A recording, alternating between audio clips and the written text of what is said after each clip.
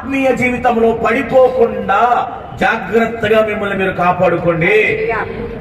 ఏమన్నా ఒక 10 రూపాయలు పోయినా పర్లే, ఆరోగ్యం పోయినా పర్లే, ఇంకా నీ ఇంట ఏదైనా చేదు అనుభవం ఏం పర్లా, దేవుడు ఇస్తాడు. కానీ భక్తి జీవితంలో పడ్డారా పైకి లేవడం కష్టం. అదే చెబుతున్నాడు, జాగ్రత్తగా ఉండండి. నేను నిలుచున్నాను కదా, నేను ప్రార్థన చేస్తున్నాను కదా, నేను మందిరానికి పోతున్నాను కదా, నేను వాక్యం చదువుతున్నాను కదా, నాకేంట్లే అని అనుకోవద్దు.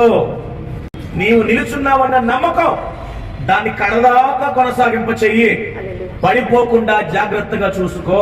క్రీస్తుని వెంబడించడం అన్నా, బైబిల్ చేతితో పుచ్చుకోవడం అన్నా, మందిరానికి రావడం అన్నా, దేవుణ్ణి ప్రార్థించడం అన్నా నువ్వు నేను అనుకున్నంత తేలిక కాదు.